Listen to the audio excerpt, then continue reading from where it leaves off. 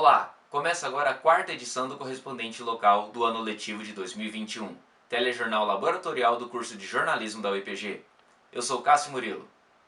Nesta edição do Correspondente Local você confere: reforma administrativa da Prefeitura de Ponta Grossa inclui extinção da MTT. Governo Estadual do Paraná suspende cobrança de pedágios por 1 ano. Número de pessoas em tratamento para o HIV tem queda de 81% no município. Número de testes também diminui. Adolescentes entre 16 e 17 anos podem emitir o título eleitoral até o dia 4 de maio de 2022. Está no ar o Correspondente Local.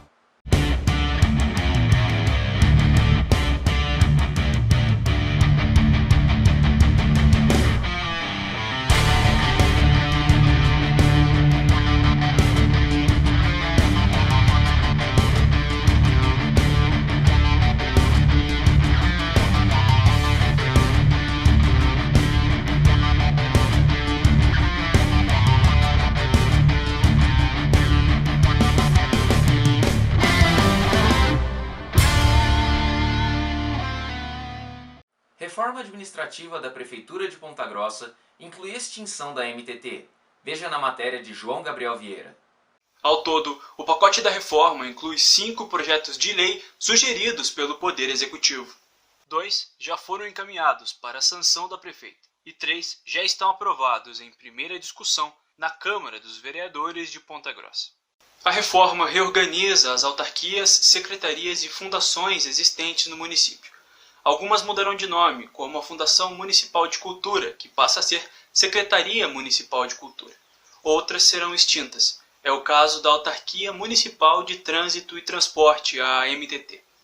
Inicialmente, 2 projetos foram aprovados.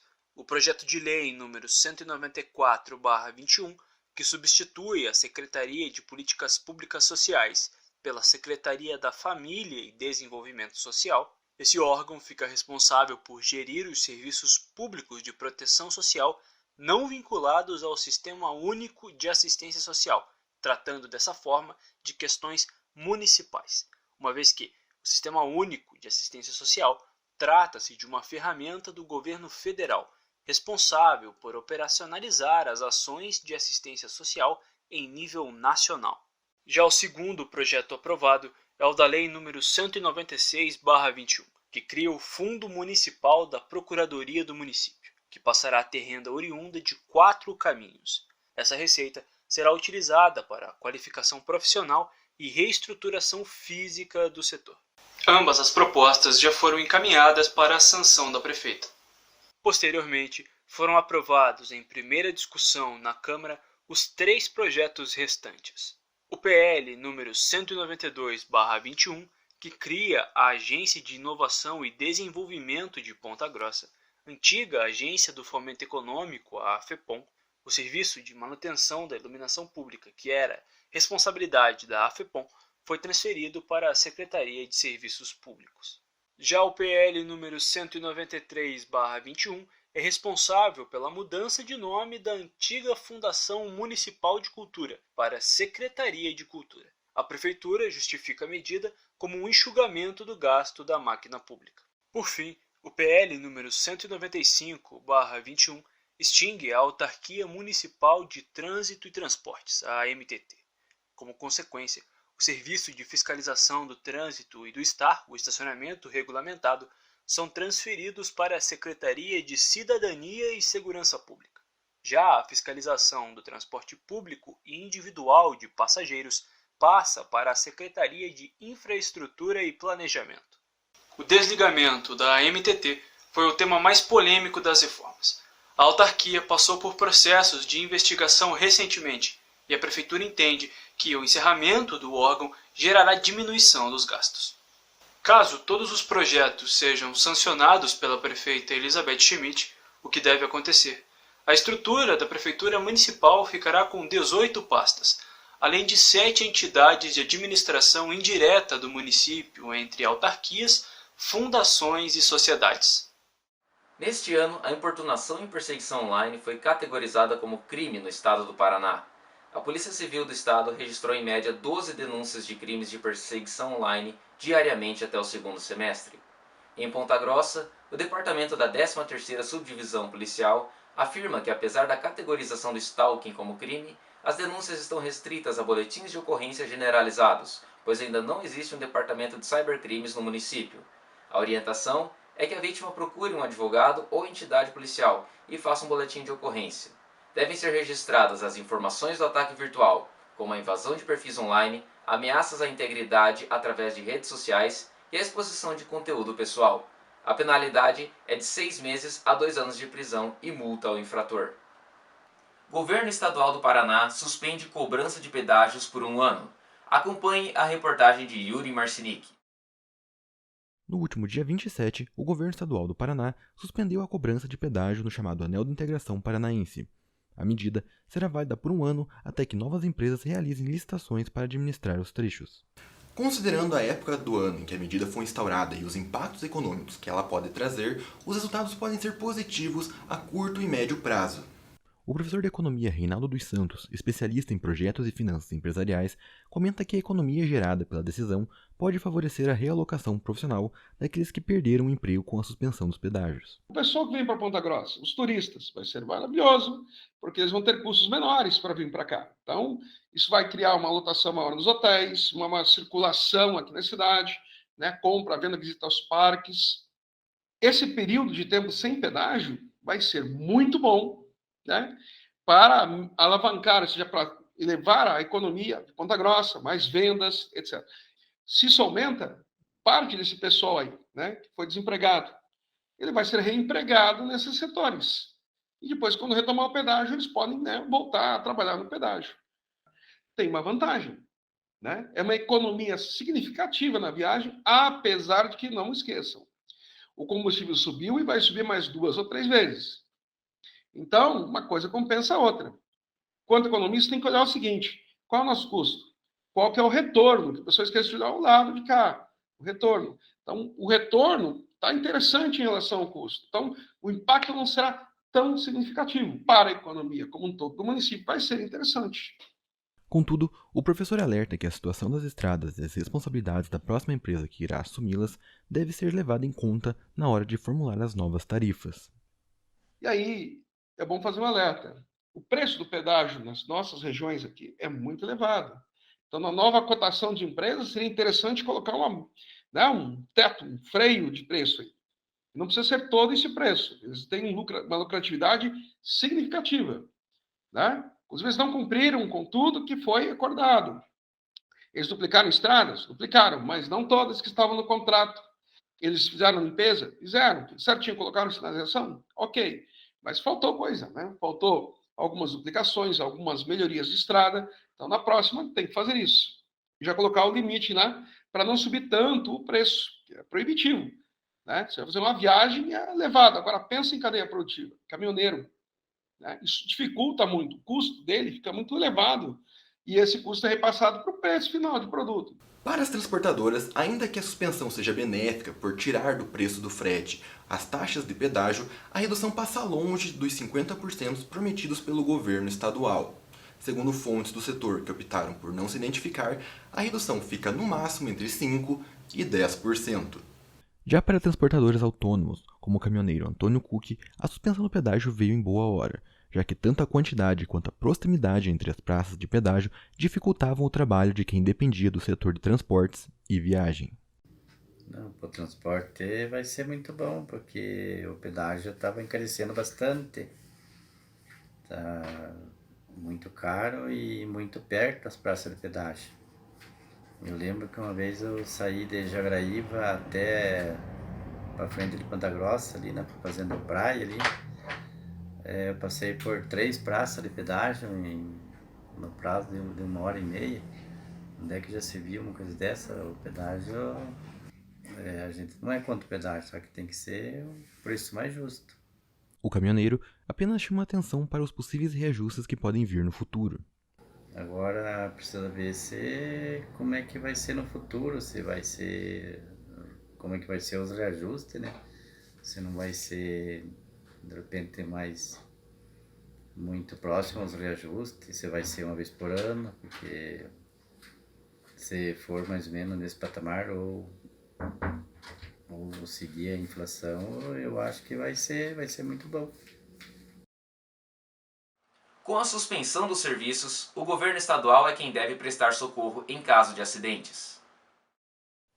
Outra consequência importante decorrente do fim da concessão dos pedágios é o reflexo em prestação de socorros em situação de acidentes. Sem o serviço prestado pela empresa, agora o socorro é responsabilidade do governo do estado do Paraná, que deslocará estruturas até a rodovia, explica Sebastião Neto, assessor de imprensa da CCR Rodonorte. Conforme foi anunciado pelo governo do estado pouco antes do fim das concessões de pedágio no estado do Paraná, o atendimento pré-hospitalar, ou seja, o atendimento de socorro nas rodovias a situações com acidentes, vítimas, vai ser feita pela estrutura de saúde já existente no estado do Paraná, ou seja, SIAT, SAMU, o próprio Corpo de Bombeiros. Não vai ser feita uma estrutura específica para o atendimento nas rodovias, com exceção dos trechos da Econorte e da Caminhos do Paraná, onde há um acordo para que as concessionárias continuem prestando esse serviço sem custo aos motoristas. Nos demais trechos vai ser utilizada a estrutura já existente, sem as bases nas rodovias, em pontos estratégicos, ou seja, muito provavelmente essa estrutura vai ser acionada nos próprios municípios ou nas áreas onde há ambulâncias dessas estruturas de saúde para fazer o atendimento a situações de acidente. Os trechos da Econorte e Caminhos do Paraná realizarão um acordo onde as concessionárias continuam operando os serviços de guincho e ambulâncias, sem custo aos motoristas. No restante das rodovias, o serviço é acionado pelo condutor.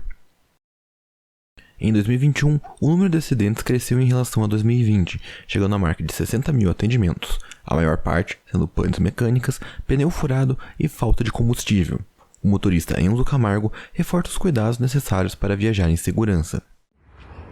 A gente sabe que no final do ano o movimento nas rodovias aumenta bastante em decorrência das festas do final de ano, principalmente na região do litoral. Então a preocupação aumenta bastante agora que sabemos do fim da concessão dos serviços rodoviários, que os cuidados precisam ser redobrados nessa época, já que não vamos ter mais o serviço de segurança, de suporte em caso de acidentes na pista, né?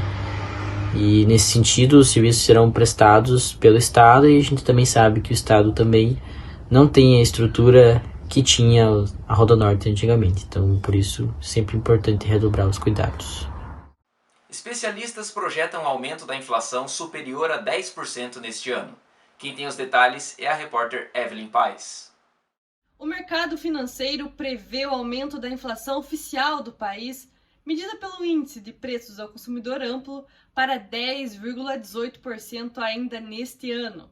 Se a previsão for confirmada, será a primeira vez que a inflação chega ao patamar de 2 dígitos desde 2015, quando mediu 10,67%. Se as estimativas do Banco Central, que projetam a soma da inflação em 2 dígitos, forem confirmadas, o impacto será diretamente na alta dos preços, como no da gasolina e no da alimentação, questão que afeta negativamente o bolso do brasileiro. Ainda vale destacar que essa é a 35ª semana consecutiva de aumento no percentual da inflação. Já a estimativa de inflação para 2022 é de 5,02%, segundo a projeção do mercado financeiro. A meta central é de 3,50%, que pode ser cumprida se o índice ficar entre 2% e 5%. No entanto, a previsão do mercado aponta que o percentual pode estourar a meta indicada pelo segundo ano consecutivo. O cenário econômico em 2022 pode ser difícil por conta da crise mundial imposta pela pandemia da Covid-19. Além disso, como o governo e a medicina vão lidar com as novas variantes do coronavírus, como a Ômicron, é outro aspecto que pressiona a economia e impacta nas previsões do mercado financeiro. Repórter Evelyn Paes para o correspondente local. Confira agora a previsão do tempo durante a semana com o repórter Leonardo Duarte. Teremos uma semana marcada por nuvens e pancadas de chuva até quinta-feira. Hoje teremos 15 milímetros de chuva, com mínima de 19 graus e máxima de 26. A previsão é de muitas nuvens durante o dia e pancadas de chuva pela noite. Amanhã teremos máxima de 24 graus, com previsão de 22 milímetros de chuva, que pode ocorrer durante o dia. Na quarta, teremos chuva forte com trovoadas durante todo o dia e precipitação de 79 milímetros. A mínima é de 20 graus e máxima de 22. Na quinta, teremos sol entre nuvens com pancadas rápidas e chuva durante o dia e noite, e máxima de 20 graus. As reportagens que integram o correspondente foram produzidas no contexto da pandemia da Covid-19.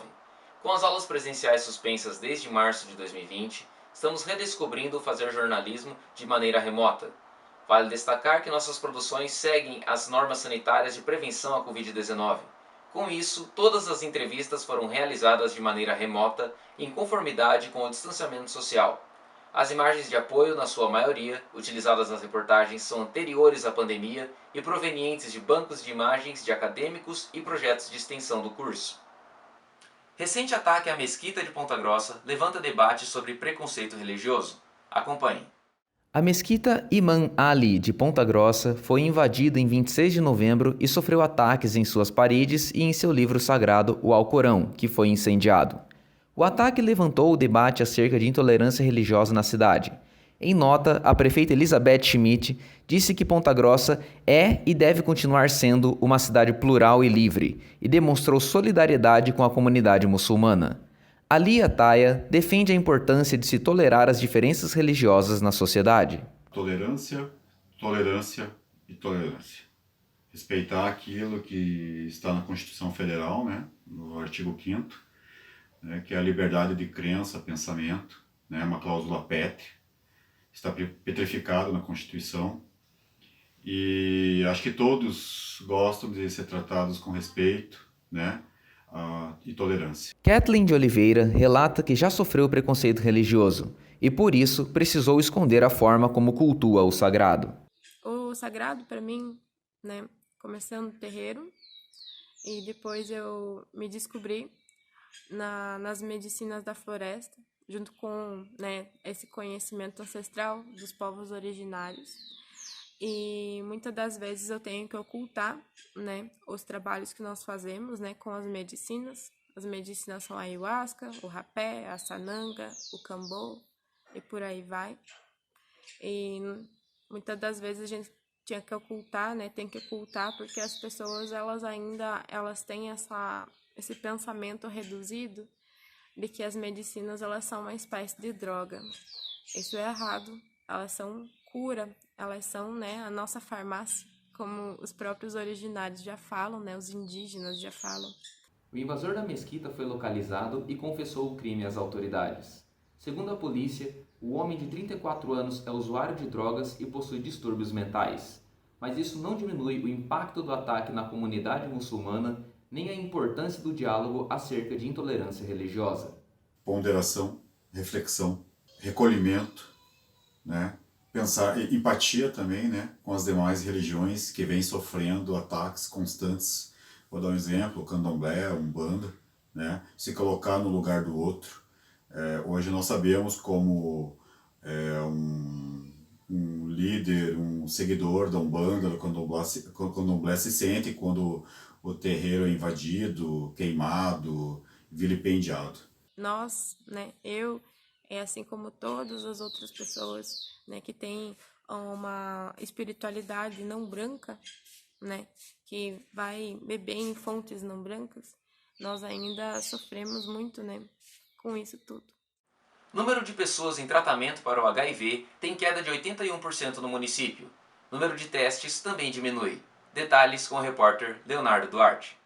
Até junho deste ano, 1.300 pessoas realizaram o tratamento para HIV e AIDS em Ponta Grossa. Esse número representa a queda de 81% comparado a 2020, em que 7.100 pessoas estiveram em tratamento. Pelos números fornecidos pela Fundação Municipal de Saúde, desde 2018 há queda no acompanhamento de pacientes em seus tratamentos. O número de casos também teve redução em 2020, 89 positivados para HIV, redução de 17% comparado a 2019. Nos últimos 10 anos, o município somou 1.300 casos. Em 2017, foi o pico de diagnósticos positivados, com quase 200 confirmações. A enfermeira do Centro de Testagem e Aconselhamento de Curitiba, Juliane Cardoso, explica que são vários motivos que levam ao abandono do tratamento. A justificativa do abandono ela é muito grande, existem muitas justificativas, A adesão ao tratamento, o tomar remédio todos os dias, às vezes no lugar que eu vivo com mais pessoas, eu quero esconder, eu não quero compartilhar essa informação, então chega um momento que é muito difícil eu esconder essa medicação. Eu estou tomando remédio, mas assim, eu nunca tive um sintoma, né? Eu fiz um teste, deu positivo, eu nunca tive nada, eu nunca me senti mal, e aí eu estou tomando um remédio, um comprimido uma vez por dia, já fazem anos, e não vi diferença nenhuma, então não preciso, né? Não vou tomar. Então, são vários motivos. Eu acho que um dos principais nesses 2 últimos anos foi, sim, com a dificuldade que os serviços tiveram para manter as consultas eletivas, manter as consultas agendadas. Isso acabou fragilizando a vinda das pessoas nos serviços. Além da pandemia ter impactado nesses números no ano passado, o estigma que envolve o assunto colabora para que essas pessoas abandonem o tratamento ou deixem de realizar os testes. Felipe Moraes é soropositivo há 6 anos e relata ter sofrido poucos preconceitos, mas que o estigma sobre o assunto ainda é grande. No meu caso, foram bem poucos, assim, as situações onde eu passei algum determinado preconceito, enfim, ou uma rejeição, qualquer coisa nesse gênero. Mas ainda existe muito, sabe? O estigma ainda é muito grande e como não faz parte da nossa sociedade, né? As pessoas ainda têm outros olhos em cima disso. E é muito importante que a gente continue falando, continue estudando para mostrar que não é mais como era em 1980, há 40 anos atrás, sabe? Que era realmente um bicho de 7 cabeças, a gente se preocupava e não tinha informação e estudo em cima, né? Mas eu ainda vejo muito preconceito vindo para outras pessoas, enfim, ou comentários que a gente vê na internet, né, no dia a dia, aí, até mesmo na área da saúde, eu vejo algumas pessoas que ainda têm a mente um pouquinho mais fechada para esse assunto, então é só com essa informação falando sobre isso que a gente vai conseguir mudar essa chavinha, né? 40 anos após os primeiros casos de AIDS, a ciência evoluiu muito nos tratamentos, mas o preconceito ainda é presente na nossa sociedade. Um levantamento realizado pelo UNAIDS mostrou que 64% das pessoas que vivem com HIV ou AIDS já sofreram algum tipo de discriminação por sua sorologia. 41% do grupo que fez parte da pesquisa já sofreu algum tipo de preconceito. 19% já teve perda de renda. No mês vermelho voltado em acabar com esse estigma, muitos realizam debates na internet sobre o assunto e usam esse meio como forma de empoderamento. Eu acho sempre muito lindo e cada vez que a gente olha um perfil novo e vê a pessoa trazendo informação, a chaminha de esperança cresce cada vez mais dentro do nosso coração, sabe? Porque é muito importante que mais pessoas, sabe, mostrem a vivência com o HIV, mostrem como é você ter o vírus, como é você se proteger, enfim. Então, quanto mais perfis a gente estiver falando sobre isso, mais a informação vai ser levada para frente, né? Mais pessoas a gente vai conseguir atingir. Então, é muito importante que pessoas que vivam com HIV, que ainda se sentem constrangidas ou por qualquer motivo acuadas para falar sobre esse assunto, elas criem essa força na gente que está dando esse começo, está dando essa cara a tapa, para continuar falando e levando essa informação, porque, como eu sempre digo para todo mundo, quanto mais pessoas estiverem falando, até mesmo se não forem pessoas que vivem com HIV, mais pessoas a gente vai conseguir alcançar, né? E o preconceito só é combatido com a informação. Quem completa 16 anos até o dia 2 de outubro de 2022 já pode tirar o título de eleitor. Em Ponta Grossa, cerca de 10 mil jovens entre 16 e 17 anos podem fazer o documento. No entanto, segundo o Tribunal Superior Eleitoral, pouco mais de 600 adolescentes já fizeram. Por conta da pandemia, a emissão do documento é feita pela internet, através do site justiçaeleitoral.jus.br. Clique no banner Título Eleitoral, na opção Tire seu título. Depois procure o item Faça seu requerimento. Na nova página, preencha os dados solicitados. É preciso enviar também 4 fotos. Uma selfie com um documento oficial, fotos frente e verso desse documento e de um comprovante de residência. No mesmo site é possível acompanhar o andamento da solicitação. No Brasil, o voto é obrigatório a partir dos 18 anos, mas aos 16 já é possível fazer parte do processo democrático. A data final para a emissão do título é 4 de maio de 2022. Datas comemorativas como o Natal aumentam a expectativa de comerciantes e trabalhadores informais. Confira a matéria de Gabriel Clarindo Neto. 2 anos após o início da pandemia de Covid-19, datas comemorativas como o Natal aumentam a expectativa de trabalhadores e comerciantes na cidade de Ponta Grossa. Além de campanhas de incentivo promovidas por instituições da cidade, como a SPG e a Cindy-Lojas, a revogação das medidas restritivas após o decreto número 19.577 da Prefeitura Municipal de Ponta Grossa contribuem para um aumento nas vendas, como conta Marília Daniel, que trabalha com a produção de doces e salgados na cidade. Eu trabalho em casa, eu faço doce, bolos e salgados para festa, para empresa, para escola. E a esperança nossa é que agora nesse finalzinho de ano que as coisas melhorem bastante, agora está diminuindo as restrições, o pessoal já está mais fazendo as festinhas, as confraternizações do final do ano. Essa é a nossa esperança agora, que melhore as nossas vendas, porque caiu bastante mesmo. O pessoal não está fazendo aniversário ou faziam com muito poucas pessoas. E agora, com essa diminuição aí, tanto também nos casos, né, vai melhorar para nós as coisas. O Natal tá aí, mas antes do Natal a turma começa com a confraternização das empresas, nas escolas, e sempre estão pedindo as coisinhas pra gente, né, salgado principalmente. Para Amanda Bastos, que possui uma empresa de vendas online, existe a expectativa de aumento nas vendas, porém não de que supere períodos anteriores à pandemia. Restritivas, a gente percebe que vai ter muitas pessoas que vão comprar o que elas verem, sabe? Elas vão estar em algum determinado local, vão passar por frente de uma loja e vão acabar comprando porque elas viram aquilo. Isso é um ponto muito positivo para quem tem ponto físico. Para quem tem ponto online, acaba que não influencia tanto assim. A expectativa de vendas é óbvio que elas aumentem em relação a de 2020. Porém, não estamos com expectativas de que elas superem a de 2019, de 2018, até porque a gente vem vindo de um período de grande recessão devido a percas de emprego durante a pandemia. Houve sim um grande aumento de vendas online durante a pandemia, até porque as pessoas preferiram fazer compras online sem sair das suas casas. Segundo a Pesquisa Nacional por Amostra de Domicílios Contínua do IBGE, que visa acompanhar as flutuações trimestrais e a evolução no curto, médio e longo prazos da força de trabalho e outras informações necessárias para o estudo do desenvolvimento socioeconômico do país, a taxa de desemprego recuou no terceiro trimestre de 2021 por conta do trabalho informal. E com o fim de ano, vem também o aumento do fluxo de veículos nas estradas. O mecânico Matheus Eugenberg traz dicas importantes. Com a suspensão dos pedágios, serviços como os de guincho também ficaram suspensos. Confira agora as dicas do mecânico Matheus Eugenberg para garantir uma boa manutenção para o seu veículo e assim embarcar com segurança para as viagens de fim de ano. Uma das coisas mais importantes para olhar antes de sair viajar é o estado dos pneus. Já não passaram do desgaste, tem validade também. Para quem não sabe, o pneu ele tem o prazo de validade, é marcado na lateral do pneu. Bateria, ver se o alternador está carregando, coisas que podem deixar o veículo na estrada, né? Sistema de freio também muito importante, verificar a situação do fluido de freio, como é que está.